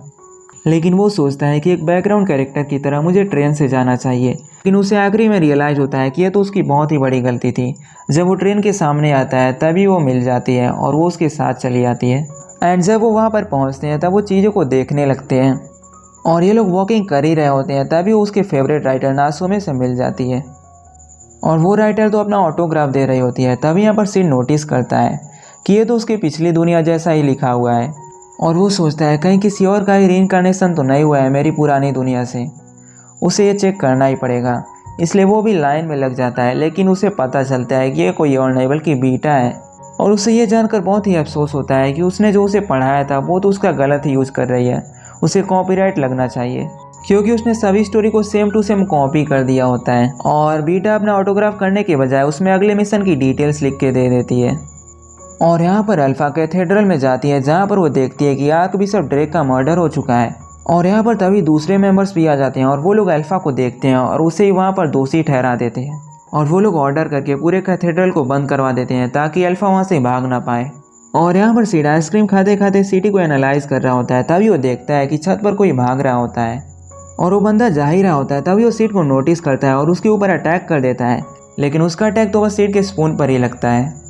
और तभी उस बंदे को ऊपर से कोई अटैक कर देता है और हमें पता चलता है ये कोई और नहीं बल्कि एप्सिलॉन है। और उस सिड को करंट मिशन के बारे में बता दिया है कि आर्क बिशप का मर्डर हो गया है। और नेक्स्ट डे सिड बात लेने का सोचता है, लेकिन यहाँ पर अलेक्सिया भी होती है, जो कि सिड को देखकर बहुत ही शॉक हो जाती है। और अलेक्सिया को थोड़ा अजीब लग रहा होता है, तो वो उससे बात करती है और सिड उससे पूछता है कि ये सेक्रेड लैंड आने का मतलब क्या है। और अलेक्सिया कहती है गॉडेस ट्रायल के लिए वो यहाँ पर एक स्पेशल गेस्ट की तरह आई हुई है। और क्योंकि सिड को इसके बारे में कुछ भी पता नहीं होता है, तो अलेक्सिया कहती है गॉडेस ट्रायल एक ऐसा ट्रायल होता है जिसमें लोग फाइट करते हैं, और यहाँ पर सेंचुरी का दरवाज़ा खुलता है जिसके अंदर से एंशिएंट वॉरियर्स बाहर निकलेंगे और जो भी उनको चैलेंज करेगा वो उससे फाइट करेंगे। और अलेक्सिया आर्क बिशप के बारे में बताती है जिसके लिए वो यहाँ पर आई थी, लेकिन उसकी तो यहाँ पर डेथ हो चुकी है। अलेक्सिया सिड से कहती है कि उसे लगा था कि वो तो उसके ओर ही घूरते रहेगा, लेकिन वो तो ऐसा नहीं कर रहा है। और सिड कहता है कि वो ऐसा करने वालों में से नहीं है, और वो एलेक्सिया से कहता है कि वो उसके एक्सकैलिबर की ओर देखना बंद करे। और एलेक्सिया अपने एम्बैरेसमेंट को हाइड करने के लिए उसको छोटा सा कीड़ा कहती है, बट सिड कहता है कि बाहर से ऐसे जज करना ठीक नहीं है, ये तो अपने फुल फॉर्म में अभी आया ही नहीं है। और एलेक्सिया उसे देखकर पूरी तरह से शॉक हो जाती है। आखिर में गॉडेस ट्रायल का दिन आ ही जाता है और यहाँ पर सभी लोग इकट्ठा हुए होते हैं, जिसके अंदर बीटा भी होती है। और यहाँ पर एलेक्सिया का काम तो पहले वाले आर्क बिशप के ऊपर इंस्पेक्शन करने का होता है, लेकिन ये आर्क बिशप तो उसे मना कर देता है। और यहाँ पर सभी नात्सुमे सेंसेई का नाम चिल्ला रहे होते हैं और एलेक्सिया अपने बगल में देखती है और वो तो उसको घूरने लगती है, जिसे देखकर इसे बहुत ही गुस्सा आता है। और बीटा को लगता है कि वो तो उससे ज़्यादा डिजर्विंग थी सीड के साथ रहने के लिए। और तभी सीड का नाम बुलाया जाता है, जिसे सुनकर नात्सुमे सेंसेई और एलेक्सिया बहुत ही हैरान हो जाते हैं। और सीड का नाम तो बैटल में रोज ओरियाना ने ही लिखवाया होता है। उसे लगा था कि सीड अपना नाम लिखवाना भूल गया। तो सीड यहाँ पर अपने ऑप्शन के बारे में सोच रहा होता है। पहले वो सोचता है अगर वो सीड बन के जाता है और वहाँ पर बहुत ही एंशिएंट वॉरियर आ जाता है जो कि स्ट्रांग होता है, तो लोग ये देखकर बहुत ही हैरान हो जाएंगे। दूसरा ऑप्शन है कि वो वहाँ से भाग सकता है, लेकिन अगर वो भागेगा तो पूरे स्कूल का नाम बदनाम हो जाएगा और हो सकता है कि वो उसे स्कूल से भी बाहर निकाल दें। और तीसरा ऑप्शन है मैटर को ही कंफ्यूज कर देना। और तभी वो वहाँ पर शैडो बन के आ जाता है और उसकी ओपोनेंट वहाँ पर आ जाती है, जो कि होती है aurora, the which of calamity. और क्योंकि एलेक्सिया रोज को ऑरोरा के बारे में पता नहीं होता है, तो बीटा बताती है कि वो कितनी ज़्यादा पावरफुल है और उससे ज़्यादा जानने के लिए वो आर्क बिशप से रिक्वेस्ट करती है। और वो बताता है कि वो तो दुनिया की सबसे स्ट्रॉन्गेस्ट सॉर्सरर थी और शैडो तो इस बार बिल्कुल अनलकी हो गया है क्योंकि उसके जीतने का चांसेस तो 0 है। लेकिन एलेक्सिया इस बात से एग्री नहीं होती है क्योंकि वो कहती है अगर अरोरा उसकी ओपोनेंट बन के आई है तो जरूर शैडो का भी लेवल उतना ही होगा। अरोरा तो स्टार्टिंग में ही अपना अटैक करना शुरू कर देती है और कंटिन्यूसली अटैक करने लगती है, लेकिन शैडो तो उसे बार बार ब्लॉक कर रहा होता है और इतने ज़्यादा कॉम्प्लेक्स अटैक के बाद भी वो उसे आसानी से ब्लॉक कर देता है एंड वो तो उसे एक ही शॉट में हरा देता है, जिसे देखकर सभी शॉक्ड हो जाते हैं। और जैसे ही शैडो अरोरा को हरा देता है वो भी वहाँ से चला जाता है और ये बैरियर भी यहाँ पर ब्रेक हो जाता है। और तभी वहाँ पर एक अजीब सा दरवाज़ा खुलता है और भले ही सीड बैरियर के बाहर चला गया होता है, फिर भी दरवाज़ा उसके सामने ही आ गया होता है और बार बार जाने के बाद भी वो वहाँ से हट नहीं रहा होता है, तो वो भी अंदर जाने का डिसीजन ले लेता है। और ये सब देखकर आर्क बिशप नेल्सन तो बहुत ही हैरान होता है। उसे लग ही नहीं रहा होता है कि ऐसा भी कभी हो सकता है कि गॉड स्टाइल के बीच में दरवाज़ा अचानक से खुल जाए, जो कि सेंचुरी के अंदर जाने का है। और वो लोगों को इन्फॉर्म कर देता है कि कोई भी इसके पास नहीं आएगा, सब यहाँ से चले जाओ। और यहाँ पर अल्फा के साथ दूसरे शैडो गार्डियन के मेंबर्स भी आ गए होते हैं। और एलेक्सिया तो यहाँ पर कहती है कि दरवाज़ा बंद होने के पहले कुछ भी मत करना, बट यहाँ पर तभी अल्फा उसके सामने चली जाती है और डेल्टा भी उसके साथ ही चली जाती है। बट यहाँ पर एप्सिलॉन तो नेल्सन को लेकर जाने वाली होती है, बट तभी उसके ऊपर एग्जीक्यूशनर अटैक कर देता है जिसका नाम होता है वेनम। और ये देखकर वो बहुत ही गुस्सा हो जाती है और वो भी उसको मार देती है। और वो आर्क बिशप के पास आकर पूछती है कि उसने कुछ देखा तो नहीं, और उसे घसीटते हुए अंदर ले जाती है। और बीटा जब दरवाजे के पास जाती है तो एलेक्सिया और रोज ओरियाना भी अंदर चले आते हैं। कहानियों के हिसाब से एक डेविल का हैंड इसी सेंचुरी के अंदर सील किया गया है, जब उस डेविल को हीरो ओलिवियर ने हरा दिया था। यहाँ पर शैडो गार्डियन तो उसी के बारे में इंटरेस्टेड होती है कि यहाँ पर कल्ट और डेविल के बारे में उन्हें क्या पता चलेगा। वो लोग यहाँ की मूर्ति को देखते हैं जो कि ओलिवियर हीरो का होता है। वो लोग देखते हैं कि ये तो एक वुमेन का है, लेकिन बाहर जो पब्लिक डिस्प्ले पर मूर्ति बनी हुई है वो तो एक मैन की है। और स्टैचू का फेस देखने से तो पता चल रहा है कि ये तो एक एल्फ थी जो कि शैडो गार्डियन की मेंबर की तरह ही थी। यहीं दूसरी तरफ हम देखते हैं कि सीड एक वाइट रूम के अंदर आता है जहाँ पर अरोरा बैठी होती है जिसको बांधा गया होता है, और सीड उसे खोल देता है और वो दोनों डिसाइड करते हैं कि वो दोनों साथ में काम करेंगे। इसके बाद अरोरा उसे बताती है इस सेंचुरी को कहा जाता है कि यहाँ पर पुरानी मेमोरीज बंधी हुई हैं जो कि पहले के बैटल की हैं। अगर वो यहाँ के मैजिकल कोर को डिस्ट्रॉय कर देंगे तो वहाँ पर फ्री हो जाएगी। बट यहाँ पर प्रॉब्लम ये है कि यहाँ पर ये लोग मैजिक का यूज़ नहीं कर पा रहे हैं। और नेक्स्ट सीन में जब वो लोग गार्डन में वॉक कर रहे होते हैं तभी वो लोग देखते हैं कि छोटी अरोरा तो रो रही होती है। इसके बाद दोनों उसके पास जाते हैं, लेकिन अरोरा उसे देखकर बहुत ही परेशान हो जाती है और उसे एक तमाचा मारती है। यही दूसरी तरफ अल्फा तो एक रूम के अंदर आ गई होती है जहाँ पर ओलिवियर की पुरानी मेमोरीज होती हैं। यहाँ पर कल्ट तो ऑर्फन चिल्ड्रन को एक्सपेरिमेंट कर रहे होते हैं और ज़्यादातर बच्चे तो इस खतरनाक एक्सपेरिमेंट को झेल नहीं पाते हैं और यहीं पर डेड हो जाते हैं। बट यहाँ पर कुछ वीमेन जिंदा बच जाती हैं और इन्हीं में से पहला तो ओलिवियर होती है, जिन्हें तो पोजेस कहा जाता है। इन बच्चों के अंदर इंजेक्शन डाला जाता है जिसके अंदर डियाब्लो के सेल्स होते हैं, और जो बच्चे इस डियाब्लो के सेल पर कंपैटिबल होते हैं वही जिंदा बच पाते हैं। ओलिवियर को एक मिशन दिया जाता है डीमन को मारना, और ओलिवियर को लगता है इसके बाद शांति हासिल शायद हो सकती है, लेकिन ऐसा नहीं होता है। डीमन के कई सारे पार्ट्स काटने के बाद भी वो मरता नहीं है, और एक पुराने आर्टिफैक्ट का यूज़ करके वो डीमन के हैंड को रोक पाते हैं। और वो लोग जब उसे काटते हैं तब उसके ऊपर स्टडी करते हैं, और इसी स्टडी को करने के बाद वो कई सारे मेडिसिन को बनाते हैं जिसे जो खा लेगा उसको बहुत सारी ताकत मिलेगी। लेकिन कल्ट वालों का मेन गोल तो ये होता है कि एक पर्सन को पावर तो मिले ही, साथ साथ ऐसी भी दवा बन जाए जिससे उनका एज ना बढ़े। मेडिसिन को कहा जाता है बीट्स ऑफ डियाब्लोस। लेकिन इसे खाने के पहले 2 चीजें याद रखना है। पहला ये है कि इसे साल में 1 बार लेना है ताकि इसका इफेक्ट खत्म ना हो जाए। और दूसरा ये कि ये बात याद रखना कि साल में बस 12 ही मेडिसिन बन सकती है और इसका यूज तो कल के ऊपर वाले मेंबर को ही मिलेगा जो कि है नाइट ऑफ राउंड्स। और अल्फा कहती है इसका मतलब तुम लोग ऐसे लोगों को खोज रहे हो जिसके पास ओलिवियर की तरह ब्लड है, जिससे तुम लोग इस एक्सपेरिमेंट को परफेक्ट कर सकते हो, है ना। और यार मिसअप तो अपना फॉर्म बदलने वाला होता है, तभी यहाँ पर डेल्टा उसे पीछे से मार देती है और वो वहाँ पर नीचे गिर जाता है। लेकिन तभी उन्हें पता चलता है कि ये अभी मरा नहीं है, ये अभी जिंदा है। और इसके बाद वो लोग 2 पार्ट्स में डिवाइड हो जाते हैं और एक पार्ट में अल्फा और डेल्टा होते हैं जहाँ पर नेल्सन भी होता है और उसके क्लोन्स भी। और यहीं दूसरी तरफ शैडो गार्डन के मेंबर्स होते हैं जो कि पीछे ही छूट गए होते हैं। और यहाँ पर डेल्टा तो आर्कबिशप की तरफ अटैक कर रही होती है, लेकिन तभी अल्फा और डेल्टा को पता चलता है कि यहाँ पर कुछ तो गड़बड़ है। और वो बताता है कि जैसे जैसे वो सेंचुरी के पास पहुँचते हैं उनकी पावर घटती जाती है।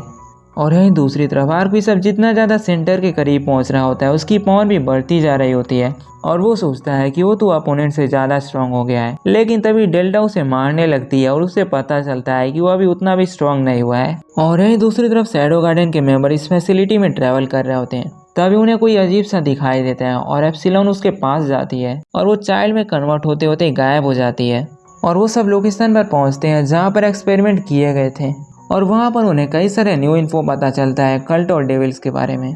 और यहीं दूसरी तरफ सीड और अरोरा तो पहले बैटल वाले प्लेस पर आ गए होते हैं और यहाँ पर छोटी अरोरा भी होती है और अरोरा सीड के स्वॉर्ड को लेकर उसे मारने वाली होती है। लेकिन तभी पीछे से पहले वाले लोग जो कि मर चुके होते हैं उसके ऊपर अटैक करने वाले होते हैं, लेकिन तभी सीड उसे बचा लेता है और वो एक एक करके सभी डेड बॉडीज को फिर से मारने लगते हैं। और सीड तो पहले वाले अरोरा को मार देता है और तभी वहाँ पर डायमेंशन ब्रेक होता है और वो लोग सेंचुरी के सेंटर में पहुँच जाते हैं। और तभी उन्हें वहाँ पर स्वॉर्ड दिखाई देता है और उसी स्वॉर्ड का यूज़ करके वो लोग उस चेन को तोड़ सकते हैं जो कि दरवाजे को ब्लॉक किए हुए है। और जब सीड उस स्वॉर्ड को निकालने की कोशिश कर रहा होता है तभी अरोरा उसे पढ़ती है कि यहाँ पर लिखा हुआ है कि जो उस स्वॉर्ड के ओनर के वंशज है वही उनको बाहर निकाल सकते हैं, यानी सीड उसे बाहर नहीं निकाल सकता है। और यहीं दूसरी तरफ डेल्टा भी नेल्सन के क्लोन को मार रही होती है और जैसे ही वो लोग खत्म होते हैं वो ओलिवियर की स्टैचू वाले रूम में पहुंच जाते हैं और यहाँ पर नेल्सन भी होता है और नेल्सन ओलिवियर को निकालकर खुद को प्रोटेक्ट करने के लिए यूज कर रहा होता है। और तभी यहाँ पर एप्सिलॉन और उनका ग्रुप आकर अल्फा को बताता है कि उनका इन्वेस्टिगेशन पूरा हो गया है और वो लोग यहाँ से चले जाते हैं। और तभी नेल्सन को पता चलता है कि कोई सेंचुरी के सेंटर में पहुँच चुका है और वो भी वहीं पर आ जाता है। और सीड ओलिवियर को देखकर कहता है ये तो अल्फा जैसी दिख रही है। और नेल्सन ओलिवियर को ऑर्डर देता है सीड को मारने के लिए, तो वो भी उसे मारने लगती है और ओलिवियर तो उसे कई बार अटैक करने लगती है और बार बार लगने के बाद भी सीड को कुछ भी नहीं होता है, जिसे देखकर नेल्सन बहुत ही जल उठता है। और तब यहाँ पर अरोरा सीड के पास आकर कहती है कि उसे ओलिवियर से फाइट करने की जरूरत नहीं है, वो उसके लिए सेंचुरी से बाहर निकलने का कोई और रास्ता खोज लेगी। और तब यहाँ पर यह बुढ़ा बीच में बोलता है अगर तुम मेरा साथ दोगी तो मैं सीड को यहाँ से जाने दूंगा। और अरोरा उसके लिए एग्री करने वाली होती है, लेकिन तभी सीड कहता है इनकी बात सुनकर उसे अच्छा नहीं लगा। उन्हें लगता है कि सीड उसे हरा नहीं सकता है, लेकिन वो तो ओलिवियर को आसानी से हरा सकता है। और नेल्सन तो फिर से जल उठता है और वो ओलिवियर को अटैक करने के लिए कहता है और वो तो सीड के ऊपर अटैक कर देती है। और तभी सीड स्माइल करता है और अपने एक आंख से मैजिकल फ्लेम्स को निकालने लगता है और उसे काट के वहीं पर डिसअपियर कर देता है। और नेल्सन तो इस पर बहुत ही गुस्सा होकर बहुत सारे ओलिवियर को एक ही बार अटैक करने के लिए कह देता है, बट यहाँ पर सीड तो उन्हें भी बहुत ही आसानी से हरा देता है और यहाँ पर मैजिक का भी यूज कर रहा होता है, जिसे देखकर नेल्सन भी बहुत ही चौंक जाता है। और सीड बताता है कि उसे अपने मैजिक को बस सॉलिड बनाना है, जिसे सेंचुरी आसानी से उसे एब्जॉर्ब नहीं कर पाएगी। और नेल्सन तो इस बार इतना गुस्सा हो गया होता है कि सभी ओलिवियर को एक ही बार अटैक करने के लिए कहता है, बट सीड तभी यहाँ पर बहुत ही बड़ा एक्सप्लोजन कर देता है। और इसे देखकर शैडो गार्डन के मेंबर्स तो बहुत ही खुश हो गए होते हैं, लेकिन बाकी सब तो पूरी तरह से हैरान हो गए होते हैं। और नेक्स्ट सीन में जब सीड उठता है तो उसके बगल में अरोरा होती है और यहाँ पर अरोरा तो धीरे धीरे गायब हो रही होती है, लेकिन वो सीड को थैंक यू कहती है। और यही दूसरी तरफ अलेक्सिया के माइंड में तो बहुत कुछ चल रहा होता है शैडो गार्डन और कल्ट को लेकर। और अलेक्सिया उन दोनों को कहती है कि उन्हें एक टीम बना के इसके बारे में खोज करना चाहिए और वो दोनों इस पर एग्री कर जाते हैं। नेक्स्ट सीन में हम देखते हैं कि एप्सिलॉन अल्फा को रिपोर्ट दे रही होती है कि किस तरह से सेंचुरी और होली स्वॉर्ड का पूरी तरह से डिस्ट्रक्शन हो गया। और वो ये भी कहती है कि मैजिकल कोर का तो सैंपल भी कोई नहीं मिला और एप्सिलॉन बता दिए कि उनकी थ्योरी करेक्ट थी और ओरा का दूसरा नाम भी है जो कि है डीमन डियाब्लो। इसके बाद अल्फा एप्सिलॉन को नेक्स्ट मिशन की तैयारी करने के लिए कहती है जो कि मिडगर के रॉयल कैपिटल में ही है। और जैसे उनका मिशन चल रहा होता है यहाँ पर गामा एक एजेंट से बात कर रही होती है जो कि लैंड को बेच रहा होता है। और तभी यहाँ पर न्यूज़ से बताती है कि इस एरिया में तो पेट्रोलियम भी है और गामा इस लैंड को खरीदने के लिए एग्री हो जाती है। और इसके बाद वो लोग आसपास के सभी लैंड को खरीदने लगते हैं। और गामा यहाँ पर अल्फा को बताती है कि ओरियाना का रॉयल चांसलर यहाँ पर आने वाला है जिसका नाम है परवैसेट। और यहाँ पर नहाते हुए एलेक्सिया और आरिस बात कर रहे होते हैं कि सेक्रेट लैंड में क्या हुआ था। और वो लोग यहाँ पर डिस्कस करते हैं कि यहाँ पर ओरियाना के किंग आने वाले हैं जो कि इनके अलाइज हैं। और आरिस यहाँ पर ये भी बताती है कि यहाँ पर बुनसिन फेस्टिवल होने वाला है जिसके अंदर ऑफ कोर्स वो भी परफॉर्म करने वाली है और वो इसे जीतना भी चाहती है। अगर वो इस फेस्टिवल में जीत जाती है तो लोग उसकी बात पर ज़्यादा ध्यान देंगे। और एलेक्सिया कहती है कि हो सकता है बुनसिन फेस्टिवल में भी शैडो गार्डियन या फिर कल्ट वाले इंटरफेयर कर सकते हैं। बट आरिस कहती है कि भले उनके पास बहुत ही पावर हो लेकिन वो उसकी चिंता नहीं करती है। और दूसरे सीन में हम देखते हैं कि रोज़ ओरियाना प्रैक्टिस कर रही होती है और तभी उसके चेस्ट में कुछ फील होता है और वो ये देखकर हैरान हो जाती है। यहाँ पर सिड दूसरों को देख रहा होता है जो कि बुनसिन फेस्टिवल में पार्ट लेने वाले हैं। और इस फेस्टिवल के अंदर तो सिड भी पार्ट लेने वाला है लेकिन एक कमज़ोर कैरेक्टर के तौर पे जो कि बस देखने में ही कमज़ोर है लेकिन असल में वो बहुत ही स्ट्रॉन्ग है जिसे देखकर लोग तो बहुत ही हैरान हो जाएंगे। इसके लिए सबसे पहले वो गामा के पास जाता है और अपने फेस का स्ट्रक्चर बदलने के लिए कहता है और वो तो नए टेक्नोलॉजी से उसके फेस का स्ट्रक्चर बदल देते हैं ताकि वो बहुत ही कमज़ोर दिखाई दे।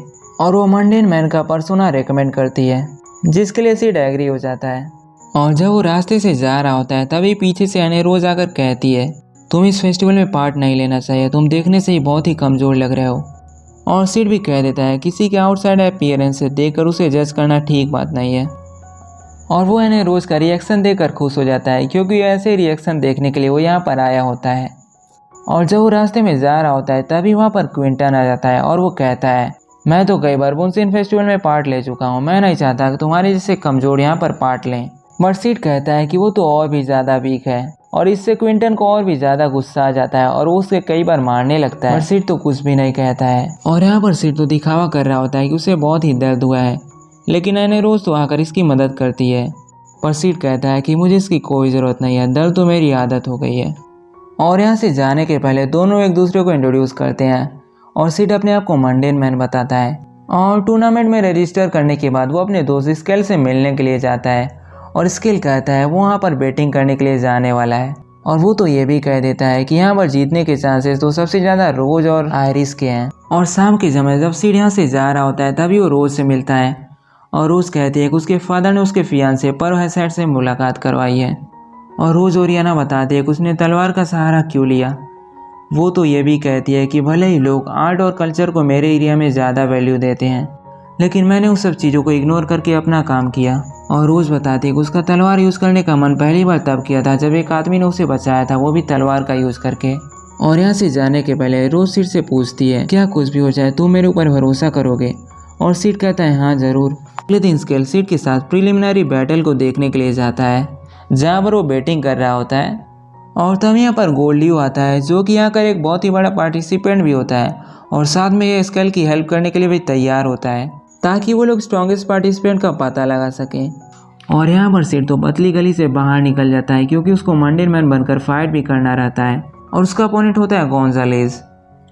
और ये कहता है कि मुझे लगता है कि गोंजालेस के पास तो 1364 पावर लेवल है और वहीं मंडेन मैन के पास तो बस 33 पावर लेवल है। और तभी यहाँ पर मंडेन मैन और गोंजालेस फाइट करना शुरू करते हैं और फाइट स्टार्ट होते ही ख़त्म हो जाता है। और क्योंकि सिड ने बहुत ही तेज़ी से इसे हराया होता है तो किसी ने नोटिस नहीं किया होता है सिवाय एनेरोज के। और ये बंदा कहता है कि थोड़ी प्रॉब्लम हो गई होगी लेकिन कल तो मैं खुद ही फाइट करने वाला हूँ तो कल अच्छे से कैलकुलेशन होगा।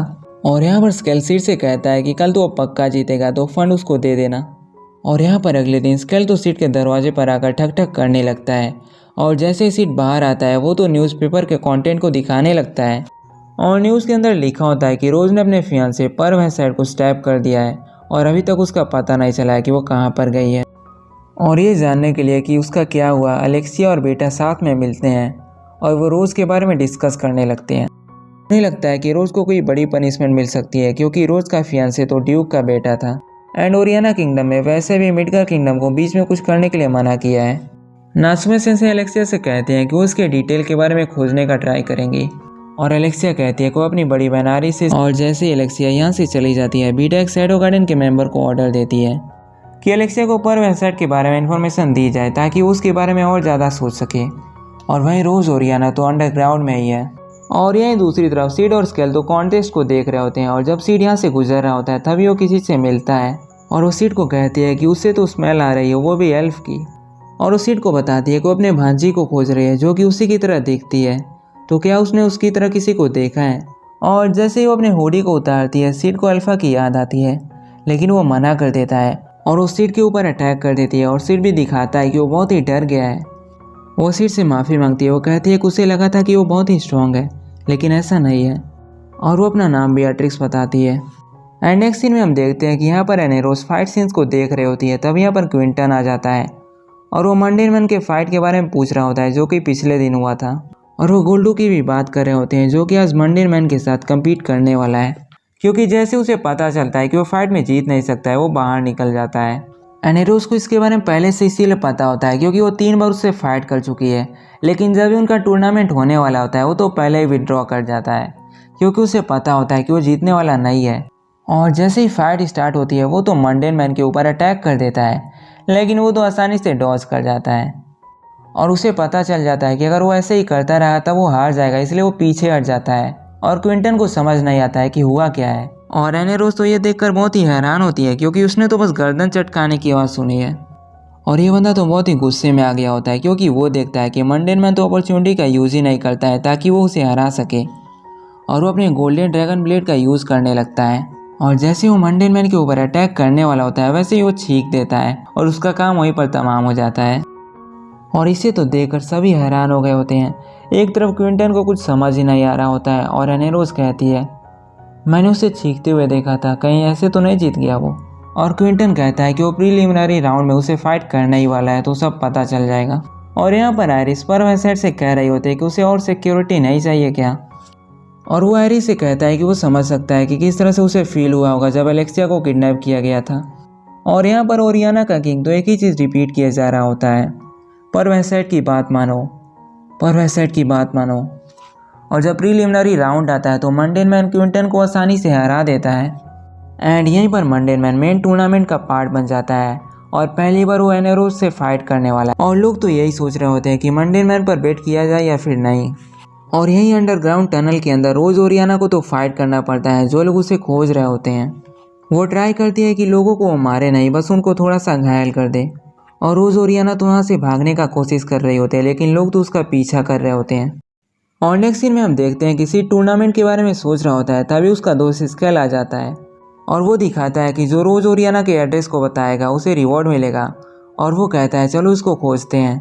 बट तभी सिड देखता है कि उसकी बड़ी बहन वहाँ पे आ रही होती है, तो खिड़की के रास्ते से बाहर निकल जाता है। और सिड तो बस यहाँ टाइम पास करने के लिए आया होता है, लेकिन स्केल सोचता है कि ये मेरी मदद कर रहा है। और तभी सिड सुनता है कि कोई पियानो बजा रहा होता है और वो अपने पास्ट लाइफ के बारे में सोच रहा होता है कि वो भी पहले पियानो बजाया करता था। और सुनते ही उसे याद आ जाता है कि ये तो उसका फेवरेट मूनलाइट सोनाटा है। और सिड को लगता है कि उसकी तरह कोई रीइंकार्नेट होकर पहली वाली दुनिया से यहाँ पर आया। और बिल्डिंग के अंदर आते उसे पता चलता है ये कोई और नहीं बल्कि एप्सिलॉन है, जो कि उसकी नॉलेज का यूज़ कर रही है। एंड इसके बाद वो दोनों बात करते हैं और वो बताती है कि रॉयल फैमिली ने उसे रिवॉर्ड दिया है क्योंकि लोगों को उसका पियानो बजाना बहुत ही पसंद आया। और वो सिड को ये भी बताती है कि ओरियाना किंगडम ने उसे इन्वाइट किया है। और एप्सिलॉन ये भी बताती है कि यहाँ पर ये 2 काम कर सकती है, पियानो भी बजाने जाएगी और शैडो गार्डन का काम भी कर देगी। तो सिड उसे रोज़ के बारे में पूछता है कि क्या उसे पता है कि रोज़ कहाँ पर है। और एप्सिलॉन कहती है कि ये काम तो बीटा को मिला है, लेकिन उसे ये पता होता है कि रोज़ ओरियाना तो अंडरग्राउंड टनल में ही है। तो सिड यहाँ पर बाय करके चला जाता है। और यहाँ पर हम दूसरी ओर देखते हैं एलेक्सिया और नासुमे सेंसे तो उसको खोज रहे होते हैं। और एलेक्सिया बताती है कि उसकी सिस्टर जब ओरियाना किंगडम में गई थी तो वहाँ का किंग तो बहुत ही अजीब लग रहा था। और बीटा एलेक्सिया से पूछती है कि सीढ़ियाँ कहाँ पर जा रही हैं। और वो बताती है कि ये तो अंडरग्राउंड टनल की ओर जाता है, वहाँ पर वो लोग जाकर रोज़ को खोजेंगे। यहाँ पर रोज ओरियाना तो बहुत ही कमज़ोर हो गई होती है और वो सोचती है कि ये सब कैसे हुआ। उसे याद आता है कि जब वो अपने फादर से मिलने गई थी तभी उसे पता चलता है कि यहाँ पर पर्व एसेट ने कुछ किया है। और जैसे ही वो पर्व एसेट के ऊपर अटैक करती है उसे पता चलता है कि वो अब तो जाल में फंस चुकी है और कोई और रास्ता ना होने की वजह से वहाँ से भाग जाती है। उसे पता चल गया होता है कि वो तो कल्ट का मेंबर है और उसके सारे मेंबर्स तो टाउन में फैले हुए हैं। रोज ओरियाना तो ये सब छोड़कर जाना चाहती है क्योंकि वो नहीं चाहती कि वो सोल्जर्स को, क्योंकि वो तो बस वहाँ पर ऑर्डर को फॉलो कर रहे हैं, उन्हें पता ही नहीं है कि पीछे क्या चल रहा है। और उसे याद आता है कि किस तरह से सिड ने कहा था कि वो उसके ऊपर भरोसा करता है, और तभी उसके चेस्ट पर दर्द होने लगता है क्योंकि उसके बॉडी के ऊपर किसी ने कर्स लगा दिया होता है। और तभी रोज को पियानो की आवाज़ सुनाई देती है जो कि मूनलाइट सोनाटा की होती है, और वो वहाँ पर देखकर हैरान हो जाती है कि ये तो शैडो है, और वो ताली बजाने लगती है। और शैडो से पूछता है कि तुम्हारा इरादा क्या है। और रोज ओरियाना कहती है कि वो जिनको प्यार करती है वो उन्हें बचाना चाहती है, लेकिन वो तो इस हालात में कुछ कर भी नहीं। ये सब सुनने के बाद शैडो उसको पावर देता है और उसके बॉडी से कर्स हट जाता है, और तभी जो उसको फॉलो कर रहे होते हैं वो पास में आते हैं और एक ही झटके में वो उन्हें हरा देती है। और यहाँ पर तभी एलेक्सिया और नासुमे सेंसे भी आ जाते हैं, और एलेक्सिया रोज से पूछती है कि तुमने ऐसा क्यों किया, पर रोज ओरियाना कहती है कि मैं नहीं चाहती कि तुम मेरी वजह से परेशान हो। और इन दोनों के बीच में बहस होने लगती है और वो दोनों फाइट करते हैं, और रोज ओरियाना एलेक्सिया को हरा देती है। एंड इसके बाद रोज ओरियाना बीटा के पास इसे लेकर आती है, और बीटा कहती है कि मैं तुम्हें रोकूंगी नहीं, तुम जो कर रही वो करती रहो, मैं तुम्हें हमेशा सपोर्ट करूँगी। और रोज ओरियाना यहीं से चली जाती है। अगले सीन में हम देखते हैं कि सिड वापस आ रहा होता है और उसकी सिस्टर यहाँ पर उसका इंतजार कर रही होती है, और क्लेयर तो उसका गला दबाने लगती है। सिड को लगा था कि समय के साथ गुस्सा खत्म हो जाता है, लेकिन इसका गुस्सा तो और भी बढ़ गया है। और वो सिड को बुनसिन फेस्टिवल का टिकट देती है और कहती है कि वो स्कूल को रिप्रेजेंट करेगी रोज ओरियाना की जगह पे, तो वहाँ पर आकर ज़रूर देखे। और एक दिन एलेक्सिया नासुमे सेंसे के ऑफिस पर विजिट करती है, लेकिन वो तो पहले से ही चली गई होती है। लेकिन बीटा ने एलेक्सिया के लिए एक एनवलप छोड़ दिया होता है जिसके अंदर डिटेल्स लिखी होती हैं।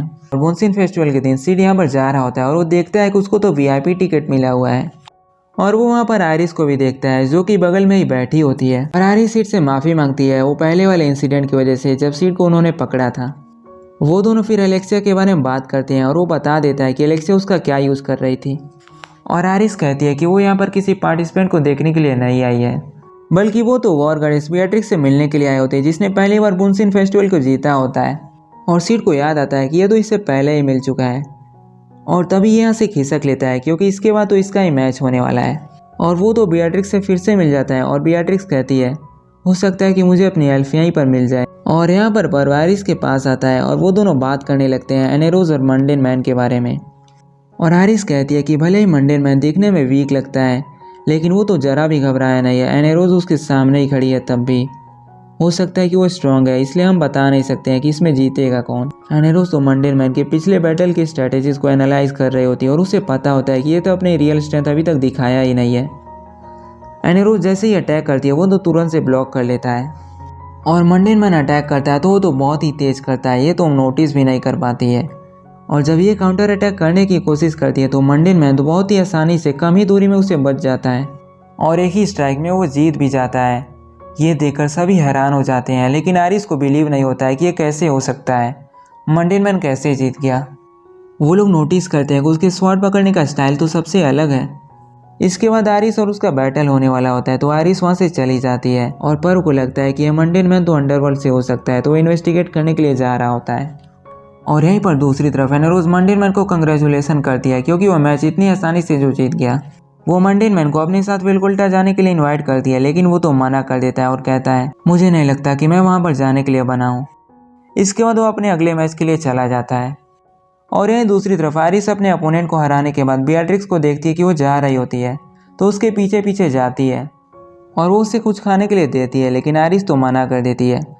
अगले दिन हम देखते हैं कि सिड वापस से वीआईपी वाले जगह पर आ गया होता है ताकि वो कॉन्टेस्ट को देख सके, और यहाँ पर आयरिस भी आ गई होती है, और तभी वो देखती है कि बीएट्रिक्स को वो लोग आने से मना कर रहे होते हैं। तो आयरिस गार्ड्स के पास जाती है और वो कहती है कि मैंने इनको इन्वाइट किया है, आप आने दो इनको। और जब इन गार्ड्स को पता चलता है कि ये तो वॉर गॉडेस है, ये सब सरप्राइज हो जाते हैं। और यहीं दूसरी तरफ पर्व है तो ओरियाना के किंग को दवाई पिलाते रहता है, एंड इसके बाद वो मिडगार के किंग के साथ कॉन्टेस्ट को देखने वाले हैं। और मंडेन मैन के बारे में खोजने के बाद भी उन्हें कुछ भी पता नहीं चला, तो उन्हें यकीन हो गया कि ये तो पक्का अंडरवर्ल्ड से होगा। और जब पर्व यहाँ से गुजर रहा होता है तब बीएट्रिक्स कहती है कि ये तो बहुत ही बुरी बदबू आ रही है, और ये देखकर ये बहुत ही हैरान हो जाता है, और ये सुनकर ये बहुत ही गुस्सा हो जाता है और कहता है इसे बाहर निकालो। लेकिन जब आयरिस बताती है कि ये तो बीएट्रिक्स है, ये पूरी तरह से चौंक जाता है, और पर्व सोच रहा होता है कि ये यहाँ पर क्या कर रही है, वो तो इसे भी मारने के बारे में सोच रहा होता है। लेकिन उसे पता नहीं होता है कि इसे मारेगा कैसे, क्योंकि ये तो बहुत ही स्किल्ड है। और क्लेयर का फाइट खत्म होने के बाद मंडेन और आयरिस का भी फाइट शुरू होने वाला होता है। लेकिन फाइट शुरू होते ही आयरिस को बहुत ही अजीब फील होने लगता है। ऐसा लग रहा होता है कि वो तो मरने ही वाली है, इसलिए वो पीछे हट जा रही होती है। और रोज ओरियाना जब बैटल एरिना में आती है तो देखती है कि कल्ट के सभी लोग तो मरे हुए हैं। और तब यहाँ पर बीटा और दूसरे शैडो गार्डन के मेंबर्स आ जाते हैं और वो कहते हैं जो तुम्हें करना है वो। और बैटल में तो मंडेन थोड़ा सा मूव कर रहा होता है तो आयरिस को लग रहा होता है कि वो वहीं पर मरने वाली है। और ये तो ऑडियंस भी देखकर हैरान हो रही होती है कि ये क्या हो रहा है। आयरिस को लगता है कि वो बहुत ही डर गई होती है, इसलिए वो अपना पावर को तुरंत से निकालने लगती है और मंडेन के ऊपर अटैक कर देती है। और तभी आयरिस यहाँ पर नोटिस करती है कि मंडेन मैन के हाथ में तो स्वॉर्ड ही नहीं है जिसको उसने पहले लिया होता है। और मंडेन मैन तो इसे आसानी से डॉज करके मार भी देता है। और जब आयरिस का स्वॉर्ड टूट जाता है और मंडेन मैन का स्वॉर्ड ही बचा होता है तो मंडेन मैन को विनर डिसाइड कर दिया जाता है। और ये देखकर मिडगार किंगडम के किंग यहीं से चले जाते हैं। और पर वैसेट ये देखकर बहुत ही चौंक जाता है। और बीएट्रिक्स भी कहती है ये तो बहुत ही बढ़िया प्ले करता है, मैं भी इसके साथ फाइट करना चाहूँगी। और तभी यहाँ पर रोज ओरियाना आ जाती है, जिसे देखकर उसके चेहरे की मुस्कान भी खिल जाती है। और रोज यहाँ पर अपने फादर से माफ़ी मांगती है और वो उसे माफ़ भी कर देते हैं। और रोज पर्व के ऊपर अटैक कर देती है, लेकिन वो तो उसके फादर को सील की तरह यूज़ कर लेता है एंड उसके फादर की यहीं पर डेथ हो जाती है। और यहाँ पर रोज ओरियाना अपनी भी जान लेने वाली होती है। तभी पर्व अपने गार्ड्स को भेजता है उसे रोकने के लिए, लेकिन तभी यहाँ पर मंडेन मैन आकर उसके गार्ड्स को मार देता है। इसे देखकर रोज को याद आता है और वो कहती है स्टाइलिश रफियन स्लेयर, यही वो बंदा था जिसने उसे पहले बचाया था। एंड इसी को देखकर वो इंस्पिरेशन लेती है और वो शैडो में ट्रांसफॉर्म हो जाता है। और रोज कहती है कि शैडो का तरीका उसे बहुत ही पसंद आया था कि किस तरह से वो बुराई को ख़त्म कर रहा था, लेकिन वो ये देखकर बहुत ही शर्मिंदा है कि वो तो खुद ही को मारने की कोशिश कर रही थी। और वो रोज से कहता है कि तुम्हारी लड़ाई अभी ख़त्म नहीं हुई है। और उसके पीछे पर्व भी जा रहा होता है, लेकिन तभी शैडो उसे रोकता है। और जब पर्व अपने दूसरे गार्ड्स को बुलाता है तब उसे पता चलता है कि सभी के सभी मारे गए हैं। एंड तभी अचानक से बीएट्रिक्स शैडो के ऊपर अटैक कर देती है एंड इसकी वजह से इतनी रिपल्सन होती है कि बिल्डिंग्स ऑटोमेटिकली डिस्ट्रॉय होने लगती है एंड सभी चीज़ें टूटने लगती हैं। और मौके का फ़ायदा उठाकर पर्व यहाँ से भाग जाता है और बीएट्रिक्स और शैडो के बीच में बहुत ही कड़ी टक्कर चलने लगती है, लेकिन शैडो तो उसे आसानी से हरा रहा होता है जैसे एक बच्चे के साथ खेल रहा हो। और तभी यहाँ पर आयरिस भी आ जाती है अपने मिथ्रिल ब्लेड के साथ और वो उससे कहती है कि हम साथ में फाइट करेंगे। और आयरिस दो बार मिथ्रिल ब्लेड के पावर का यूज़ करती है, लेकिन वो तो आसानी से डॉज कर देता है।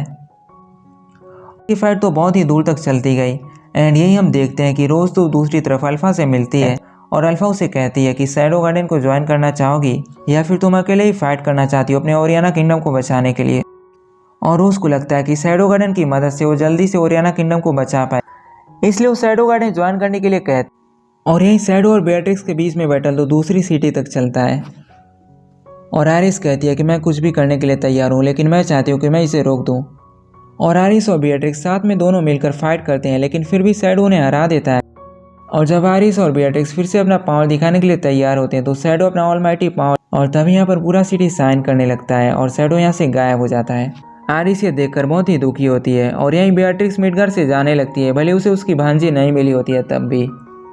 और यहाँ पर बीटा कह रही होती है कि मिडगार किंगडम तो शैडो को ही खोजने में बिजी होगी, अब वो ओरियाना किंगडम में कुछ इंटरफेयर नहीं कर पाएगी। और इनका एकेडमी तो फिर से रीओपन हो गया होता है और रूस तो अल्फा के साथ अलेक्जेंड्रिया चली गई होती है जहाँ पर शैडो गार्डन का बेस है। और अल्फा लैम्डा को कहती है इसकी ट्रेनिंग करवाने के लिए और वो बताती है कि ये तुम दोनों की पार्टी में ज्वाइन करनी। सो गाइस यहीं तक था एमिनेंस इन शैडो सीजन 1 का रिकैप। आपको वीडियो कैसा लगा कमेंट करके बताओ एंड वीडियो अच्छा लगा तो वीडियो को लाइक कर देना एंड चैनल को भी सब्सक्राइब करके बेल आइकन को भी ऑल पर सेलेक्ट कर देना। मिलते हैं नेक्स्ट वीडियो में। Thanks for watching.